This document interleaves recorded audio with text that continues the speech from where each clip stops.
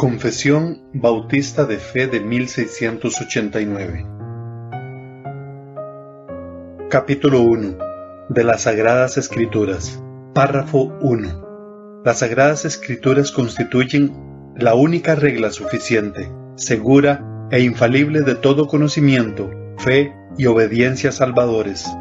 Aunque la luz de la naturaleza y las obras de la creación y de la providencia manifiestan de tal manera la bondad, sabiduría y poder de Dios que dejan a los hombres sin excusa, no obstante, no son suficientes para dar el conocimiento de Dios y de su voluntad que es necesario para la salvación. Por lo tanto, agradó al Señor, en distintas épocas y de diversas maneras, revelarse a sí mismo y declarar su voluntad a su Iglesia, y posteriormente, para preservar y propagar mejor la verdad y para un establecimiento y consuelo más seguros de la Iglesia contra la corrupción de la carne y la malicia de Satanás y del mundo. Le agradó poner por escrito esa revelación en su totalidad, lo cual hace a las santas escrituras muy necesarias, habiendo cesado ya las maneras anteriores por las cuales Dios revelaba su voluntad a su pueblo. Párrafo 2. Bajo el nombre de Sagradas Escrituras o Palabra de Dios escrita, están incluidos todos los libros del Antiguo Testamento, que son Génesis, Éxodo, Levítico, Números, Deuteronomio, Josué, Jueces, Ruth, Primero de Samuel, Segundo de Samuel, Primero de Reyes, Segundo de Reyes, Primero de Crónicas, Segundo de Crónicas, Esdras, Nehemías, Esther, Job, los Salmos, los Proverbios, Eclesiastés, Cantares, Isaías, Jeremías, Lamentaciones, Ezequiel, Daniel, Oseas, Joel, Amós, Abdías, Jonás, Miqueas, Nahum, Habacuc, Sofonías, Ageo, Zacarías, Malaquías. 39. Del Nuevo Testamento son Mateo, Marcos, Lucas, Juan, los Hechos, Romanos, Primera de Corintios, Segunda de Corintios, Gálatas, Efesios, Filipenses, Colosenses, Primera de Tesalonicenses, Segunda de Tesalonicenses, Primera de Timoteo, Segunda de Timoteo, Tito, Filimón, Hebreos, Santiago, Primera de Pedro, Segunda de Pedro, Primera de Juan, Segunda de Juan, Tercera de Juan, Judas, el Apocalipsis. 27. Todos ellos fueron dados por inspiración de Dios para ser la regla de fe y de vida. Párrafo 3. Los libros comúnmente llamados apócrifos, no siendo de inspiración divina, no forman parte del canon o regla de la Escritura, y por lo tanto no tienen autoridad para la Iglesia de Dios, ni deben aceptarse ni usarse excepto de la misma manera que otros escritos humanos. Párrafo 4. La autoridad de las Sagradas Escrituras, por la que debe ser creída, no depende del testimonio de ningún hombre o iglesia, sino enteramente de Dios, quien es la verdad misma, el autor de ella. Por lo tanto, debe ser recibida porque es la palabra de Dios. Párrafo 5. El testimonio de la Iglesia de Dios puede movernos e inducirnos a tener una alta y reverente estima por las Sagradas Escrituras, y el carácter celestial del contenido, la eficacia de la doctrina, la majestad del estilo, la armonía de todas las partes, el fin que se propone alcanzar en todo su conjunto, que es el de dar toda la gloria a Dios, la revelación completa que dan del único camino de salvación para el hombre, y muchas otras excelencias incomparables y la totalidad de perfecciones de las mismas, son argumentos por los cuales dan abundante evidencia de ser la palabra de Dios. Sin embargo, nuestra plena persuasión y certeza de su verdad infalible y su autoridad divina provienen de la obra interna del Espíritu Santo, quien da testimonio en nuestros corazones por medio de la palabra y con ella. Párrafo 6. Todo el consejo de Dios tocante a todas las cosas necesarias para su propia gloria, la salvación del hombre, la fe y la vida, está expresamente expuesta o necesariamente contenido en las Sagradas Escrituras, a las cuales nada, en ningún momento, ha de añadirse ni por una nueva revelación del Espíritu, ni por las tradiciones de los hombres. Sin embargo, reconocemos que la iluminación interna del Espíritu de Dios es necesaria para un entendimiento salvador de las cosas que están reveladas en la palabra, y que hay algunas circunstancias tocantes a la adoración de Dios y al gobierno de la Iglesia comunes a las acciones y sociedades humanas, que han de determinarse conforme a la luz de la naturaleza y de la prudencia cristiana, según las normas generales de la palabra que han de guardarse siempre. Párrafo 7. No todas las cosas contenidas en las Escrituras son igualmente claras en sí mismas, ni son igualmente claras para todos. Sin embargo, las cosas que son necesarias saber, creer y guardar para salvación, se proponen y exponen tan claramente en uno u otro lugar de las Escrituras que no solo los eruditos, sino los que no lo son, pueden adquirir un entendimiento suficiente de tales cosas por el uso adecuado de los medios ordinarios. Párrafo 8. El Antiguo Testamento en hebreo, que era el idioma del pueblo de Dios en la antigüedad, y el Nuevo Testamento en griego, que en el tiempo en que fue escrito era el idioma más generalmente conocido entre las naciones, siendo inspirados inmediatamente por Dios y mantenidos puros a lo largo de todos los tiempos por su especial cuidado y providencia, son, por lo tanto, auténticos, de tal forma que, en toda controversia religiosa, la Iglesia debe recurrir a ellos como autoridad determinante. Pero debido a que estos idiomas originales no son conocidos por todo el pueblo de Dios, que tiene derecho a las Escrituras e interés en las mismas, y se les manda leerlas y escudriñarlas en el temor de Dios, han de traducirse a la lengua común de toda nación a la que sean llevadas, para que morando abundantemente la palabra de Dios en todos, puedan adorarle de manera aceptable, y para que por la paciencia y consolación de las Escrituras tengan esperanza. Párrafo 9. La regla infalible de interpretación de las Escrituras la constituyen las propias Escrituras, y por consiguiente, cuando surge una duda respecto al verdadero y pleno sentido de cualquier pasaje bíblico, que no es múltiple, sino único, éste se debe buscar en otros pasajes que se expresen con más claridad. Párrafo 10. El juez supremo, por el que deben decidirse todas las controversias religiosas y por el que deben examinarse todos los decretos de concilios, las opiniones de autores antiguos, las doctrinas de hombres y espíritus particulares, y cuya sentencia debemos acatar, no puede ser otro sino las sagradas Escrituras entregadas por el Espíritu. A dichas Escrituras así entregadas se reduce nuestra fe en definitiva.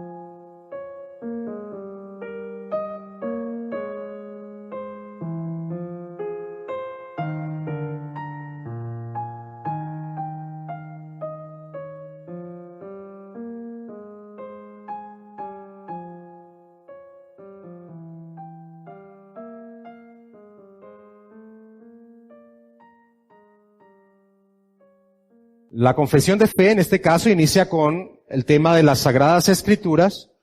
Vienen 10 párrafos que exponen lo que confesamos en torno a las Sagradas Escrituras, pero quiero que observen, para muchos es obvio, ya lo han trabajado, otros tal vez se acercan por primera vez a la confesión. Aparece la definición. Cada vez que avanza la definición, por ejemplo, de este primer párrafo, aparece un número 1 en cierta parte del párrafo de la oración, lo cual debe remitirnos a la parte inferior, donde los puritanos que realizaron la confesión soportaban lo que estaban diciendo con la bendita palabra del Señor. Ahora, ¿qué es importante entender aquí?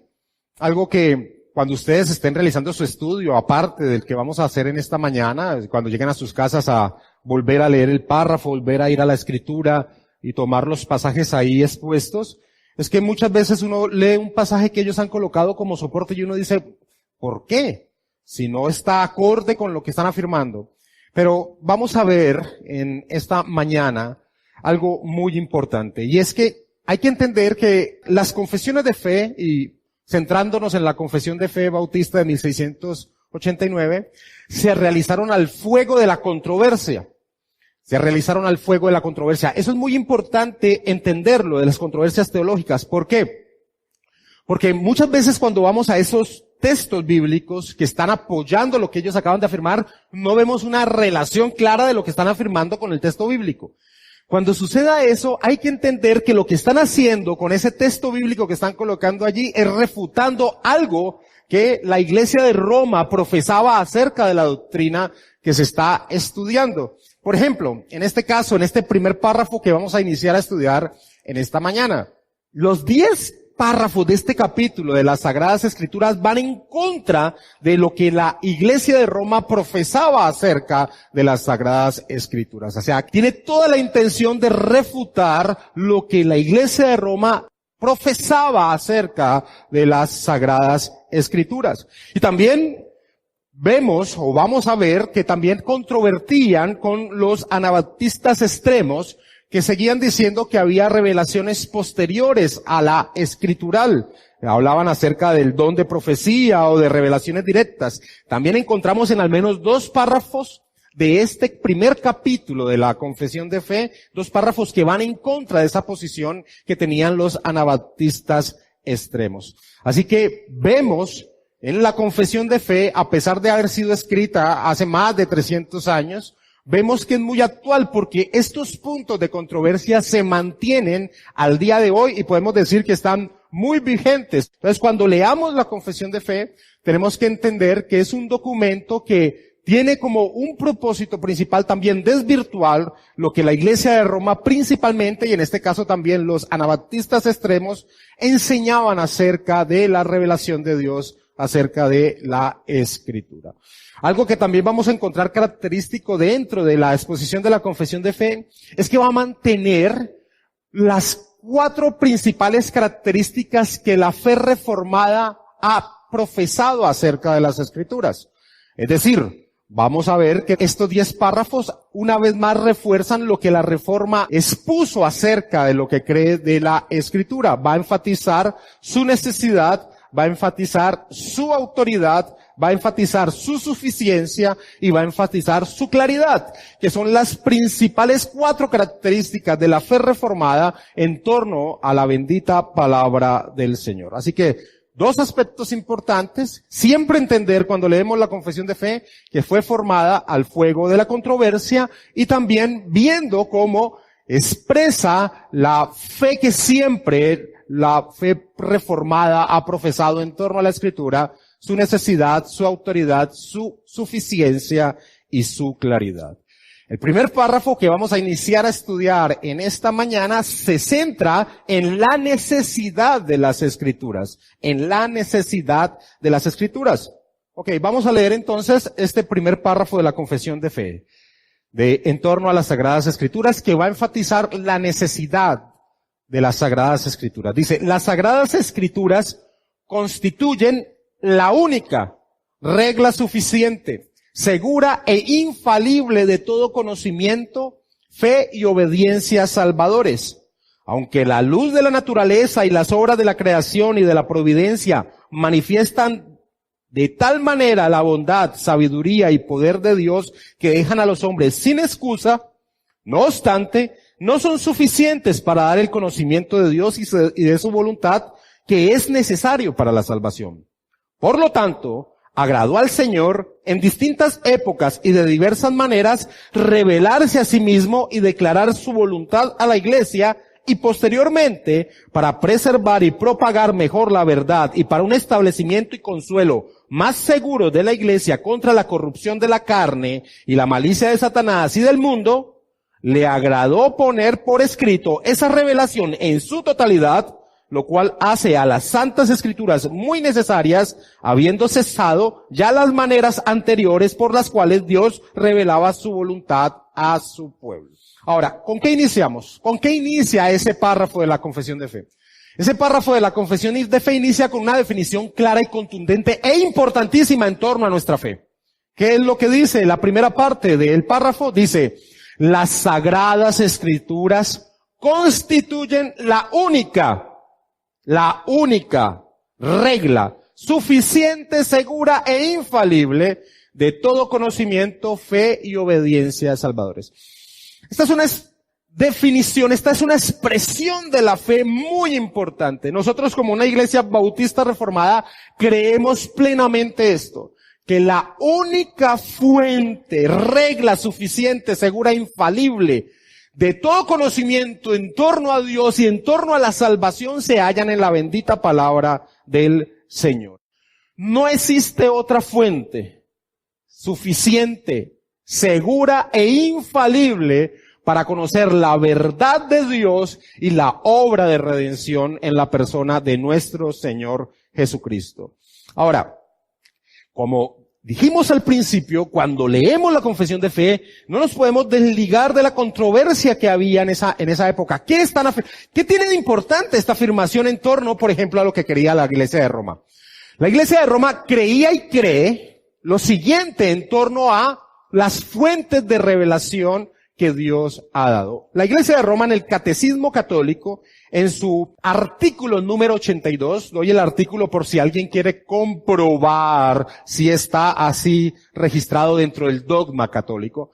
Dentro del Catecismo Católico, ellos expresan lo siguiente en este párrafo 82 del Catecismo Católico, haciendo referencia al magisterio de la Iglesia, haciendo referencia a lo que ellos llaman la tradición de la Iglesia, haciendo referencia a lo que ellos llaman la tradición apostólica.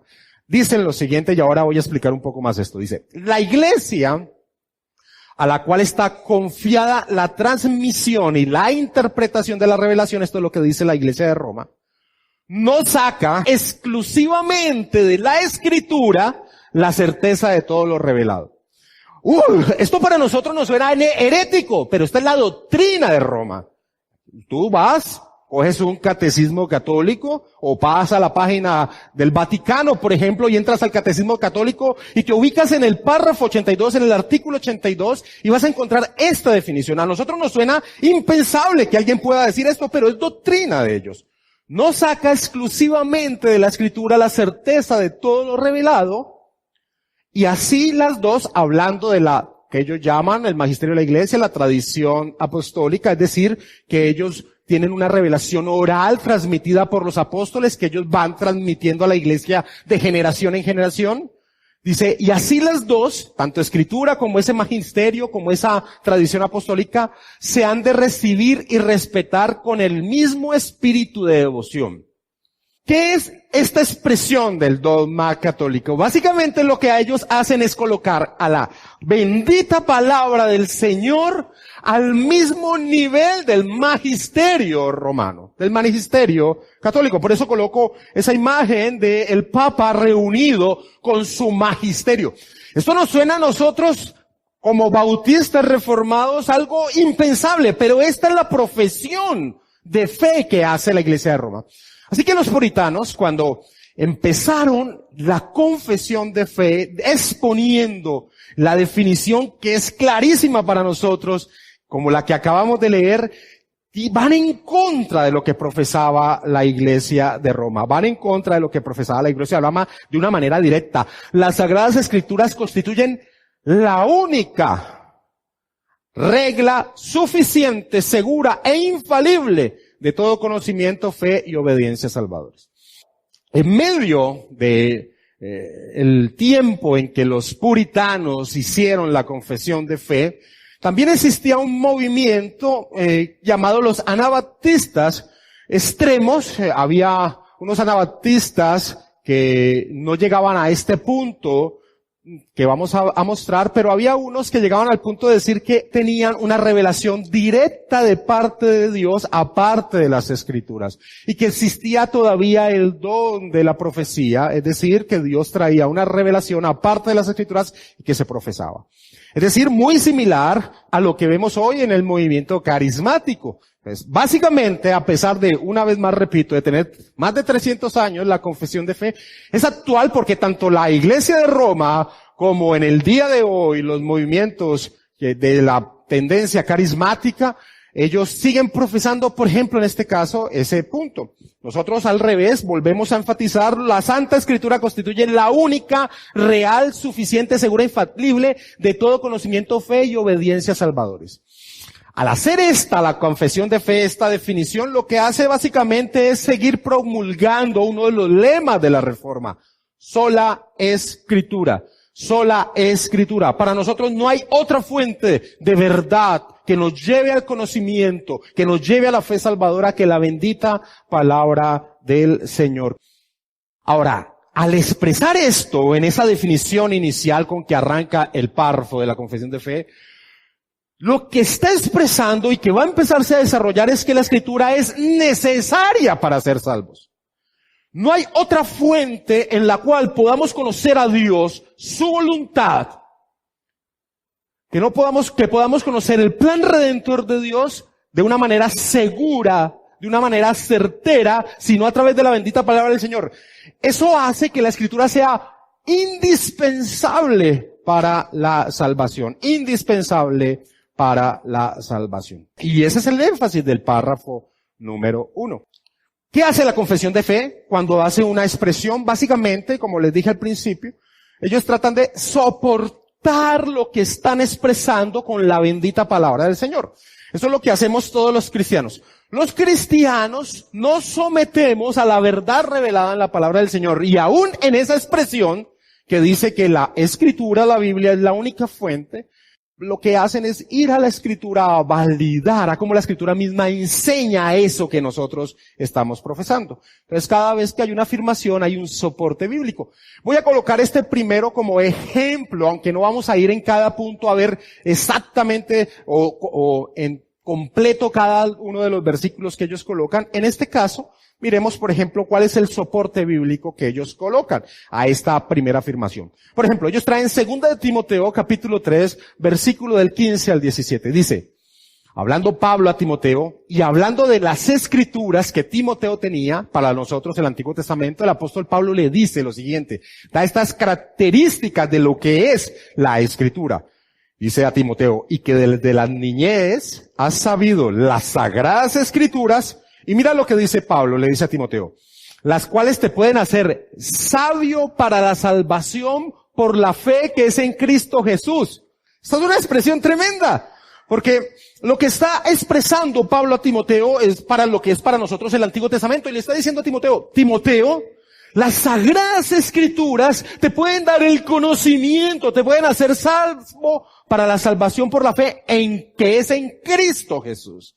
Ahora, sin lugar a dudas, este pasaje está hablando del Antiguo Testamento, pero con mucho más peso para nosotros el Nuevo Testamento, que directamente es la exposición de la obra del Señor Jesucristo. Aquí era la profecía, las promesas de aquel que habían de venir, y así se refiere Pablo hablando del Antiguo Testamento, las cuales te pueden hacer sabio para la salvación por la fe que es en Cristo Jesús. Y sigue diciendo, toda la Escritura es inspirada por Dios y útil para enseñar, para redarguir, para corregir, para instruir en justicia, a fin de que el hombre de Dios sea perfecto, enteramente preparado para toda buena obra. Así que es una posición muy clara aún del Antiguo Testamento en torno a guiar, en este caso a Timoteo, a la fe en la persona del Señor Jesucristo. Y sin lugar a dudas nosotros podemos decir con lógica el Nuevo Testamento claramente cae dentro de esta calificación que da el apóstol Pablo al Antiguo Testamento. Ahora, ellos traen Isaías capítulo 8 versículo 20 que dice, a la ley y al testimonio, si no dijeran conforme a esto es porque no les ha amanecido. Cuando trae este texto uno dice, bueno, ¿en qué sentido este texto está validando lo que están expresando? Básicamente lo que está mostrando es la inconsecuencia de la posición de Roma y aún de la posición de los anabaptistas extremos de tratar de ir a una fuente diferente a la bendita palabra del Señor. El mismo Isaías, en medio de unas voces que le trataban de mostrar o de pedir hacia dónde podían ir a pedir consejo y dirección, se centra y dice a la ley y al testimonio. Y dice, si no dijeren conforme a esto, es decir, si no se centran en esa fuente de verdad, es porque no les ha amanecido, dice el profeta Isaías. También traen como soporte las palabras del Señor Jesucristo en esa parábola que da en torno al hombre rico y Lázaro. Cuando el hombre rico le dice a Abraham, dentro de la parábola, Padre Abraham, manda a alguien, al mismo Lázaro. Ya Lázaro está en el reposo, en el gozo, en lo que llama esa parábola el seno de Abraham. El hombre rico está en los tormentos del infierno y el hombre rico le dice al Padre Abraham, manda a alguien que vaya y le predique así mis hermanos para que no vengan aquí. Ahora mira cómo le responde a este hombre. Dice, y Abraham le dijo, a Moisés y a los profetas tienen. Moisés y los profetas es una referencia a las Escrituras. A Moisés y a los profetas tienen. Óiganlos. Si no oyen a Moisés y a los profetas, tampoco se persuadirán, aunque alguno se levantare de entre los muertos. Lo que está mostrando esta parábola, lo que está enseñando esta parábola es que la fuente para poder ser salvo, para poder conocer la fe, para conocer la voluntad de Dios, es la bendita palabra del Señor. No una revelación externa, por maravillosa que ésta sea, como que un muerto se levante y vaya y predique, no es la fuente para poder ser salvo. Básicamente lo que enseña esta parábola es que la bendita palabra del Señor es el medio para poder ser salvo. Y terminan exponiendo Efesios capítulo 2, versículo 20, que es una expresión clara del apóstol Pablo, que la iglesia se construye, se levanta, se forma bajo el fundamento de los profetas y los apóstoles, es decir, el registro que los profetas y apóstoles dejaron, es decir, la bendita palabra del Señor. Edificados sobre el fundamento de los apóstoles y profetas, siendo la principal piedra del ángulo Jesucristo mismo. Así que esa es la manera en que realizaron la confesión de fe. Aún dentro de una expresión tan directa y clara, soportaban esta verdad escrituralmente y mostraban a través de la bendita palabra del Señor las inconsecuencias que tenían la posición, por ejemplo, de Roma y de los anabaptistas extremos. Al entender lo que expresa esa definición con que iniciamos, las Sagradas Escrituras constituyen la única regla suficiente, segura e infalible de todo conocimiento, fe y obediencia a salvadores. Se podría levantar un personaje de Roma, un teólogo romano, el Papa romano, y decir, eso no es verdad. Eso que ustedes están expresando no es verdad. Porque Dios no solo se ha revelado a través de la bendita palabra del Señor, sino de otras maneras. Eso es lo que podría llegar a suceder. Ahora, esa expresión de que Dios no se ha revelado únicamente a través de una revelación especial, directa, así se le conoce a la revelación directa que hace Dios, una revelación especial y que quedó registrada en las Escrituras. Es verdad que Dios no se ha revelado solo de esa manera. Entonces podemos decir, ¿y por qué es tan tajante la confesión de fe de decir que es la única? Sí, la única fuente segura, confiable. Por eso da esas expresiones. ¿Por qué? Porque también hay otra manera en que Dios se ha revelado a los hombres. Y es a través de lo que Él ha creado. Por eso la confesión de fe continúa diciendo en la parte siguiente a la primera definición lo siguiente. Dice, aunque la luz de la naturaleza y las obras de la creación y de la providencia manifiesten de tal manera la bondad, sabiduría y poder de Dios que dejan a los hombres sin excusa, no obstante, no son suficientes para dar el conocimiento de Dios y de su voluntad que es necesario para la salvación. Sí, cuando alguien se podría levantar y decir, espérate, Dios no solo se ha revelado en torno a la revelación especial, a su bendita palabra de la Escritura, sino que también hay una revelación que se da a través de la creación. La confesión no niega esto. Lo que sí niega la confesión es la suficiencia de esa revelación. Ahora, ¿por qué es insuficiente esa revelación? No sé si ustedes lo sepan, pero la doctrina de Roma tiene algo que se llama la teología natural. La teología natural es precisamente basado en esta verdad de que Dios no solo se ha revelado a través de su bendita palabra, sino que también se ha revelado a todos los hombres a través de la creación. Ellos dicen, el hombre tiene la capacidad a través de la creación de poder tener un conocimiento pleno y seguro acerca de Dios, de sus atributos y de su voluntad. Eso es lo que enseña la teología natural, que es una profesión de fe, un dogma católico.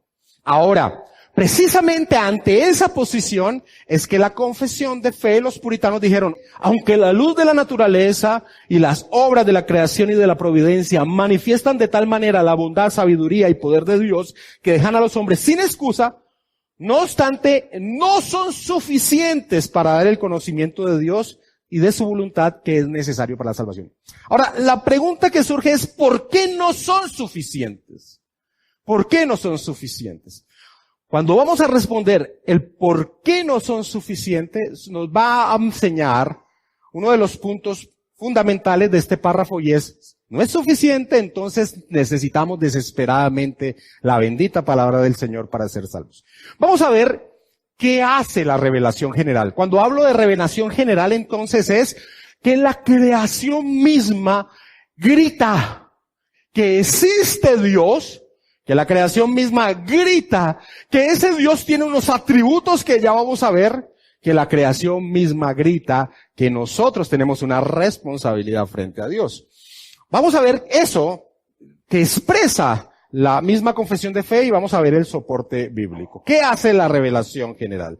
Aunque la luz de la naturaleza y las obras de la creación y de la providencia manifiestan de tal manera la bondad, sabiduría y poder de Dios que dejan al hombre sin excusa. Claramente, ¿qué hace la revelación general? Nos enseña, la creación enseña la existencia de Dios y alguno de sus atributos. Si una persona de manera lógica, natural, razonal, mira la creación, no puede llegar sino a una conclusión, que existe Dios. La perfección, el orden de la creación hace imposible tener otro concepto distinto de que existe Dios. Y además de eso nos enseña que existe un creador al cual llamamos Dios. Que esto que está aquí tuvo que haber sido creado. Esa es la expresión natural, lógica, razonable en torno a ver la creación. ¿Y qué nos enseña de Dios?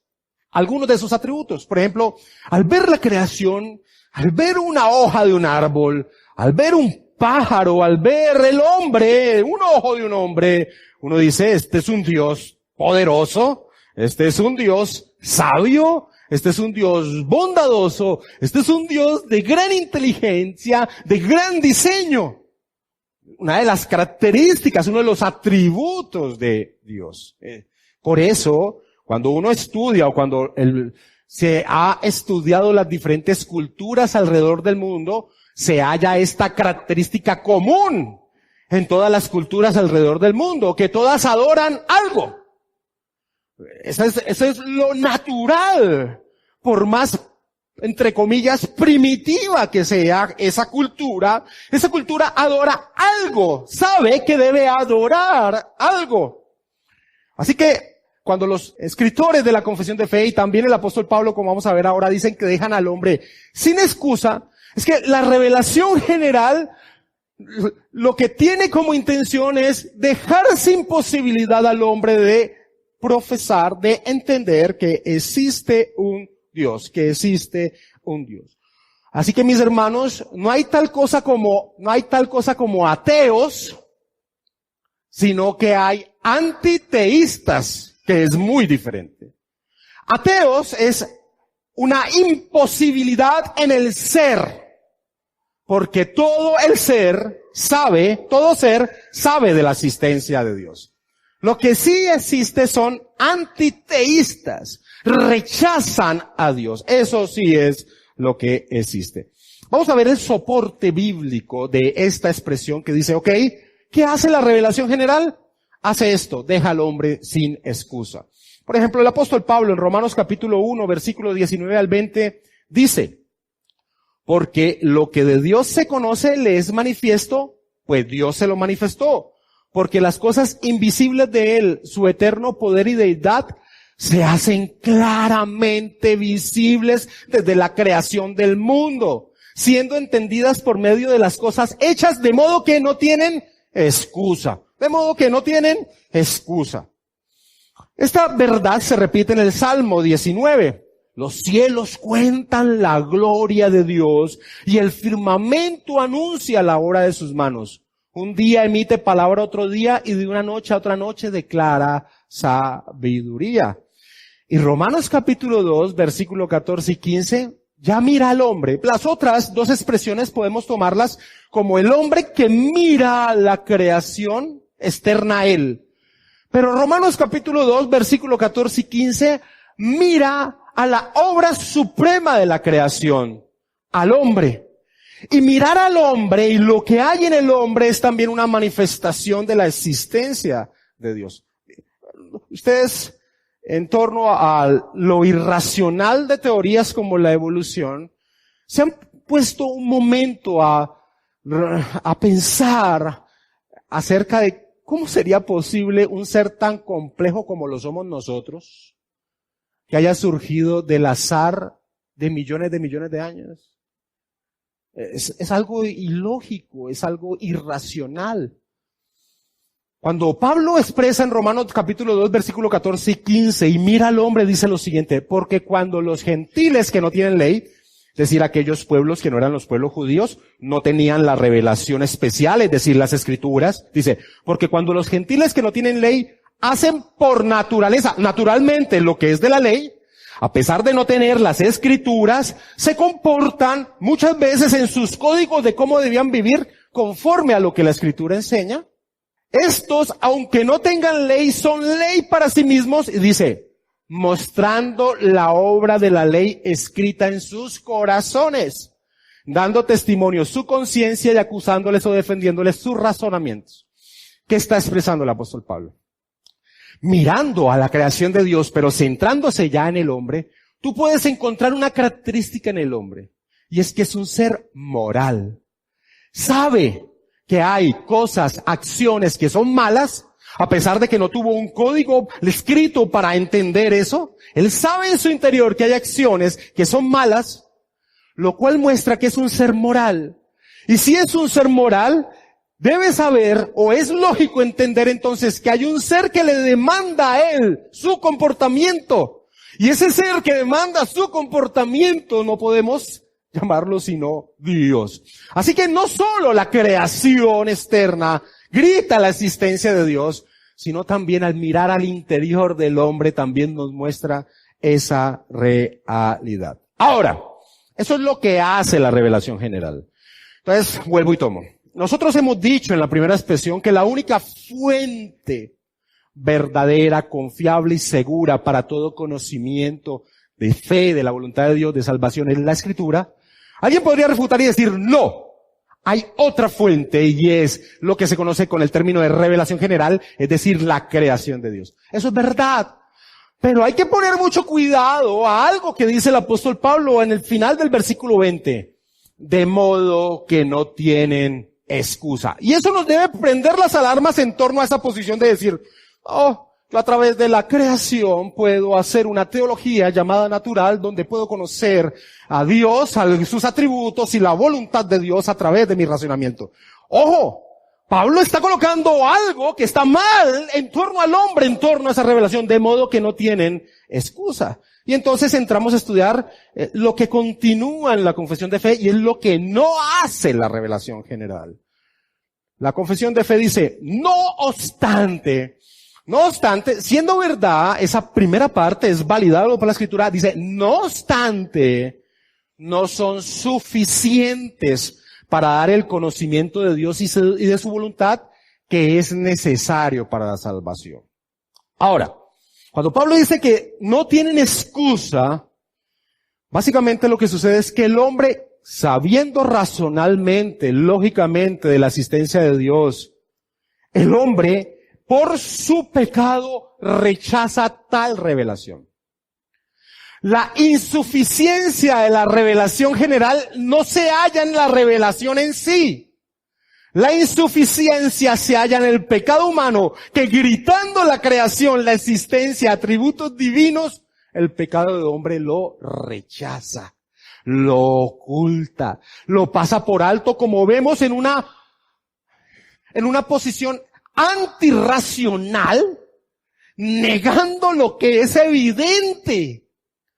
En ese sentido es que la revelación general no es suficiente. ¿Por causa de la revelación? No, por causa del pecado del hombre. De allí que, entonces, cuando el hombre rechaza eso que grita la revelación general, la creación, entonces busca adorar, porque es un ser que sabe que adorar, a algo distinto a Dios. Y cuando busca adorar a algo que es distinto a Dios, no le queda sino adorar lo creado. Por eso, cuando vemos las diferentes culturas en las diferentes partes, vemos que adoran, pero adoran a la criatura. Adoran al sol, adoran al jaguar, adoran al águila, adoran a un hombre, adoran a una mujer, adoran a un animal. Entonces, lo que nubla esa revelación que Dios ha dado es el pecado mismo del hombre. Así que es imposible hacer algo como los de la doctrina de Roma llaman como teología natural, diciendo, espérate, hay otro tipo de revelación también que nos sirve para conocer a Dios, su voluntad, sus atributos. No por falla de la revelación misma general, sino por causa del pecado humano. Ahora, ¿cómo soportamos esto bíblicamente? Vamos a ver que la Escritura no soporta esto bíblicamente. Pero antes quiero mostrarles lo que la Iglesia de Roma, en el artículo 50 del Catecismo Católico, expresa. Mediante la razón natural, el hombre puede conocer a Dios con certeza a partir de sus obras. No. Cuando la confesión de fe hace esta parte, esta declaración, está rechazando esa posición. Tomás de Aquino, por ejemplo, que fue uno de los grandes teólogos de la cristiandad, nuestro también. Un punto que tenemos que entender muchas veces es que nuestra cristiandad no nace a partir de 1517 con la Reforma. Nuestra historia es la historia de la Iglesia. Tomás de Aquino, que es uno de los grandes teólogos que ha tenido la historia de la cristiandad, pero que a diferencia de Roma nosotros no leemos lo que dice Tomás de Aquino como si fuera infalible, sino que vemos en él fallas, decía que el hombre tiene la capacidad por su razón de poder entender a Dios al ver las cosas creadas. Es básicamente esto que ellos están expresando aquí. Ahí hay un gran problema. Por encima de un pensamiento de un teólogo tan profundo como Tomás de Aquino está la bendita palabra del Señor. Y la bendita palabra del Señor nos enseña que eso no es verdad. Por ejemplo, en el contexto en el que vimos que Pablo enseña que el hombre no tiene excusa porque la creación grita acerca de la existencia de Dios, Pablo dice, antes de expresar eso, dice, porque la ira de Dios se revela desde el cielo contra toda impiedad e injusticia de los hombres que detienen con injusticia la verdad. Cuando dice que detienen con injusticia la verdad es que lo evidente lo niegan. Lo que grita la creación acerca de la existencia de Dios, el hombre lo niega. Por eso la ira de Dios se revela desde el cielo. ¿Cómo podemos decir que la revelación general, que la creación es válida en torno al conocimiento de Dios en este momento, en este estado pecaminoso del hombre, cuando precisamente es uno de los argumentos que toma el apóstol Pablo para señalar que la ira de Dios se muestra sobre el hombre porque la niega, porque la rechaza? También más adelante de ese capítulo 1 dice, pues habiendo conocido a Dios, no le glorificaron como a Dios, ni le dieron gracias, sino que, y este punto es importante, se envanecieron en sus razonamientos y su necio corazón fue entenebrecido. ¿Cómo puede en el artículo 50 del Catecismo Católico decir, mediante la razón natural el hombre puede conocer a Dios con certeza a partir de sus obras, cuando la misma Escritura en Romanos 1:21 dice que la razón del hombre está afectada por el pecado? Pues habiendo conocido a Dios, no le glorificaron como a Dios ni le dieron gracias, sino que se envanecieron en sus razonamientos y su necio corazón fue entenebrecido.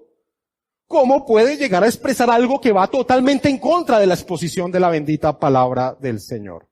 Y Pablo dice más adelante, y cambiaron la gloria del Dios incorruptible en semejanza de imagen de hombre corruptible, de aves, de cuadrúpedos, de reptiles. Y termina diciendo, ya que cambiaron la verdad de Dios por la mentira, honrando y dando culto a las criaturas antes que al Creador, el cual es bendito por los siglos. Amén. Así que, Claramente, sí, Dios también a través de la creación revela sus atributos, su voluntad, pero esa revelación no nos sirve porque el hombre está en un estado de pecado que rechaza esa revelación y trata entonces de adorar a las criaturas. Entonces, ¿qué hace la revelación general? Básicamente nos deja sin excusa, nos deja en un estado de culpabilidad. Hemos rechazado lo que es natural. De allí que se convierta totalmente necesario la revelación directa de Dios.